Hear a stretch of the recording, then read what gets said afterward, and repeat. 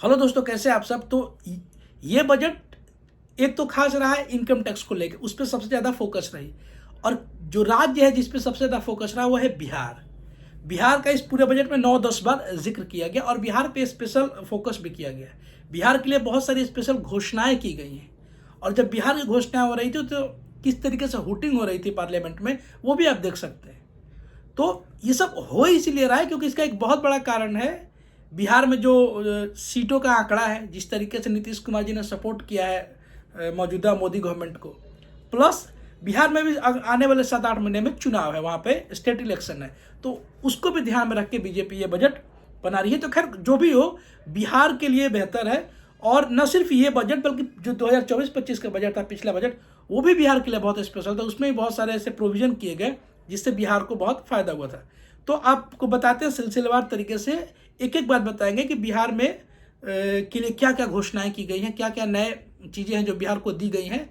Plus इस पे जो बिहार के नेता हैं उनका क्या क्या रिएक्शन आया है वो भी आपको बताएंगे। तो वीडियो को लास्ट तक जरूर देखिए और अच्छा लगे तो चैनल को सब्सक्राइब जरूर कर दीजिए। देखिए, शुरू से पूरा माहौल बना हुआ था। निर्मला सीतारमन जो साड़ी पहन के गई वो मधुबनी पेंटिंग उस पर की गई थी। वो बहुत स्पेशल साड़ी थी। जो दुलारी देवी है मधुबनी पेंटिंग जो करती है, जिनको पद्मश्री मिला, उन्होंने उनको गिफ्ट किया था और शायद उन्होंने ही कहा था कि आप इसको पहन के बजट में जाइएगा। तो शुरू से पूरा माहौल बना हुआ था। गई और जाते जाते उन्होंने पहले मतलब 9वें मिनट में ही बिहार का नाम ले लिया और वो मखाना बोर्ड बनाने की बात की। क्या क्या बात आपको बता। तो इस बजट में बिहार को केंद्रीय करों का कुल 1,43,000 करोड़ रुपए मिलेंगे, जो कुल सेंट्रल टैक्स का लगभग 10% होता है। इससे ज़्यादा सिर्फ यूपी को मिलेगा, जो कि लगभग 17% के आसपास मिलेगा। तो और इस पूरे पैसे को बिहार सरकार अपने हिसाब से खर्च करेगी और ज़्यादा उम्मीद है, जैसा ऐसा लग रहा है कि इसको बिहार सरकार नौकरियां देने में इस साल यूज कर सकती है। और बिहार सरकार का टारगेट है कि इस फाइनेंशियल ईयर में कम से कम 6 लाख नई नौकरियां जनरेट की जाए। तो ये बिहार के लोगों के लिए, बिहार के युवाओं के लिए बेहतर है कि उनको नए रोजगार के अपॉर्चुनिटीज मिलेंगी। तो इसका खर्च इसमें किया जाएगा। बिहार जो सेंट्रल टैक्स वसूलती है पूरा, उसमें बिहार को कहाँ कहाँ से टैक्स मिलते हैं आप ये स्क्रीन पे देख सकते हैं। कॉर्पोरेशन जो टैक्स होता है उससे 39,900 करोड़ के आसपास बिहार को मिलता है। इनकम टैक्स जो सेंट्रल वसूलती है उसमें से 53,304 करोड़ रुपए मिलते हैं। CGST जो सेंट्रल GST होता है उससे 41,651 करोड़ मिलते हैं। कस्टम जो केंद्र सरकार लेती है उससे 6,585 करोड़ मिलते हैं। और यूनियन जो एक्साइज लगाते हैं उससे 1,368 करोड़ मिलता है। तो जो टोटल बिहार को मिलेगा 1,43,000 करोड़, ये उसका पूरा एक तरीके से डिस्ट्रीब्यूशन है। इसके अलावा बिहार के लिए जो बड़ी बड़ी घोषणाएं की गई, पहले हम उसको जान लेते हैं। देखिए, जो सबसे पहली घोषणा की गई, इसकी डिमांड भी बहुत दिनों से चल रही थी बिहार की तरफ से कि एक बिहार में मखाना बोर्ड बनाया जाएगा। दरअसल बिहार में मखाना बहुत बड़ी पैमाने पर होता है। मतलब इसका अंदाजा इस बात से लगाइए कि पूरे भारत का लगभग 90% मखाने का उत्पादन बिहार में ही होता है। बिहार के जो उत्तरी और उत्तर पूर्वी जो 10 जिले हैं वहाँ ज़्यादा मखाना होता है, जैसे सीतामढ़ी हो गया, मधुबनी, दरभंगा, सुपौल, सहरसा, मधेपुरा, अररिया, पूर्णिया, कटिहार और जो ऊपर वाला है किशनगंज, इन सब क्षेत्रों में सबसे ज़्यादा मखाना होता है। तो मखाना बोर्ड बनाया जाएगा। मखाना बोर्ड बनाने से होगा ये कि जो मखाना बेचते थे व्यापारियों के माध्यम से, तो उसका जो प्रॉफिट का हिस्सा व्यापारियों को चला जाता था और प्रॉफिट का 90% हिस्सा किसानों को मिलेगा। तो इससे किसानों को बहुत लाभ होगा। क्योंकि बिहार में कृषि आधारित ही अर्थव्यवस्था ज़्यादा है, तो ये बहुत ही सिग्निफिकेंट है बिहार के डेवलपमेंट के लिए। दूसरा है कि national institute of food technology की स्थापना की जाएगी। भारत सरकार और बिहार सरकार बहुत दिनों से कोशिश करी कि फूड प्रोसेसिंग यूनिट को बिहार राज्य में बढ़ाया जाए, तथा केंद्र सरकार के ये प्रयास है कि जो उत्तरी राज्य हैं जैसे बिहार, झारखंड, उड़ीसा, पश्चिम बंगाल, इन सब राज्यों में चूंकि एग्रीकल्चर बहुत बड़े पैमाने पर होता है, यहाँ भी फूड प्रोसेसिंग इंडस्ट्री को बढ़ाया जाए। इसलिए national institute of food technology यहाँ पे स्थापित किया जाएगा और ये बहुत अच्छी बात है। तीसरा है कि जो IIT पटना जो 2008 में बना था उसका विस्तार किया जाएगा।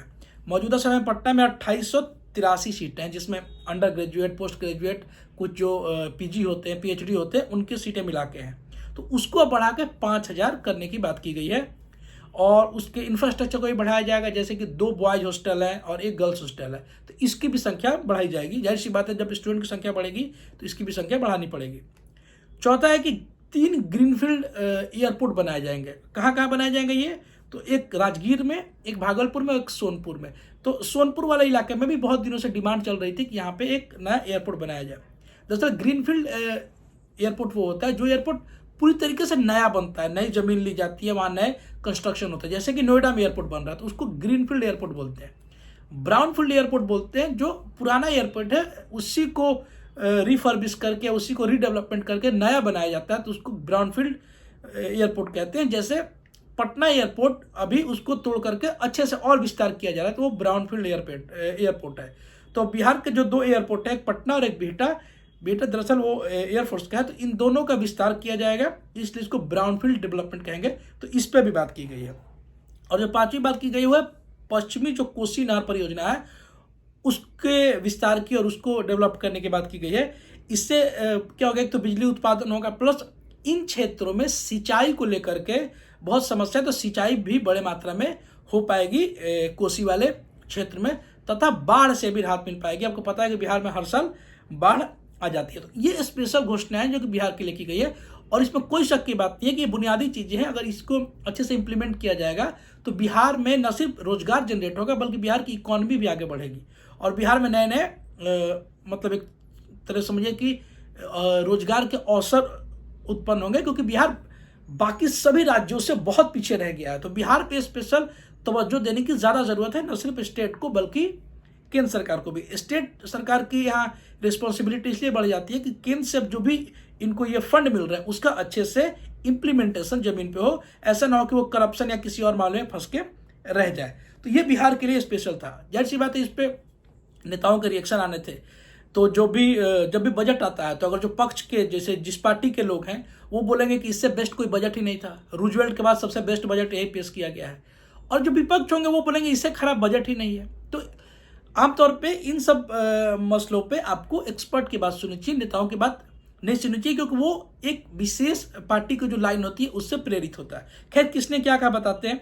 नीतीश कुमार जो कि बिहार के मुख्यमंत्री हैं और बीजेपी के साथ उनकी गठबंधन है, उन्होंने बोला कि इस बजट से बिहार को बहुत फायदा होने वाला है और बिहार में रोजगार का नया सृजन होगा। और इससे पता चलता है, उन्होंने कहा कि केंद्र सरकार और राज्य सरकार किस तरीके से बिहार के डेवलपमेंट में फोकस कर रही है। तो उन्होंने इसकी तारीफ की जो कि बनती है।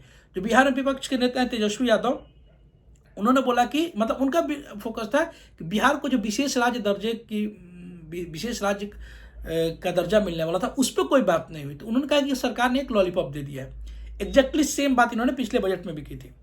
उनकी सिस्टर है रोहिणी आचार्य, उन्होंने बोला है कि बिहार में मतलब उनका कहना था कि बिहार में बेरोजगारी के समस्या को लेकर इस बजट पे कोई चर्चा नहीं की गई है।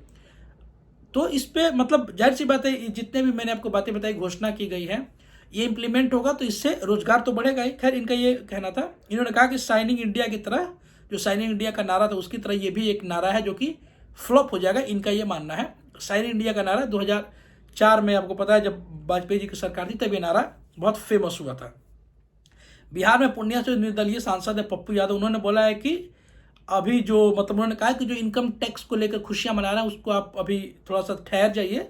जो इनकम टैक्स बिल आने वाला है, जो सरकार ने बोला है कि वो लाएगी, उस बिल के बाद देखिएगा स्थिति क्या, वस्तु स्थिति क्या होती है। तो एक तरीके से ये स्केप्टिकल है, संदेह से देख रहे हैं, कह रहे हैं कि सरकार इसमें कुछ झोल लाएगी। और जिस तरीके से आपको साफ साफ दिख रहा है कि आपको जो फायदा होगा शायद वो फायदा नहीं होगा। तो जाहिर सी बात है, पप्पू यादव विपक्ष में है तो वो थोड़े से संदेह से देख रहे हैं। मनोज झा ने जो राष्ट्रीय जनता दल के हैं, उन्होंने भी कहा है कि ये मतलब एक तरीके से उन्होंने बताया कि ये पुरानी ही सामग्री है, इसको बस पैकेजिंग कर दिया गया है नए पैकेट में। तो एक तरीके से इन नेताओं का एक कटाक्ष होता है जो बजट को लेकर वो लोग कहते हैं। तो ये खैर इनकी राय थी। आपकी राय क्या है? अगर आप बिहार से हैं तो अपना, अगर आपको लगता है कि बजट बेहतर है या फिर इस बजट में बिहार के लिए कुछ और हो सकता था, तो अपने जगह का स्पेशल नाम लिख करके कमेंट में ज़रूर बताइएगा। और जो भी आपकी राय हो दीजिएगा। नेताओं ने क्या कहा उस पर आपकी जो राय है उसको दीजिएगा।